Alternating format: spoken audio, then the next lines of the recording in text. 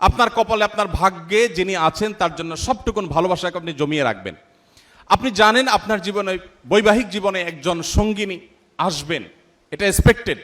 কিন্তু আপনি এখন থেকে যদি কোথাও প্রেমের নামে অবৈধ সম্পর্ক করেন, অবৈধ রিলেশন করেন, হারাম সম্পর্ক স্থাপন করেন, তাহলে দিন শেষে আপনি কিন্তু আপনার সেই হবু স্ত্রীর সাথে বিশ্বাসঘাতকতা করলেন।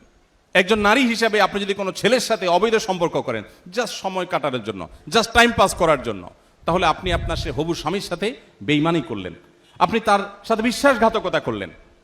ইসলাম আজকের পৃথিবী যেরকম বৈবাহিক জীবনে অন্য কারোর সাথে রিলেশনকে খারাপ ভাবে দেখে, ইসলাম তার চাইতে আগে থেকে আমাদেরকে এ ধরনের অনাচার থেকে, এ ধরনের হারাম সম্পর্ক থেকে বেঁচে থাকতে বলে।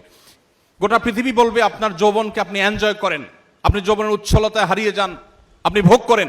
ইসলাম আপনাকে বলবে আপনি কন্ট্রোল করেন, আপনি নিজেকে নিয়ন্ত্রণ করেন। নবী করিম সাল্লাল্লাহু আলাইহি সাল্লাম তার তারুণ্যকে এইভাবে তিনি সংরক্ষণ করেছেন। এজন্য আপনাদের তারুণ্যে যেন কালিমা না লাগে।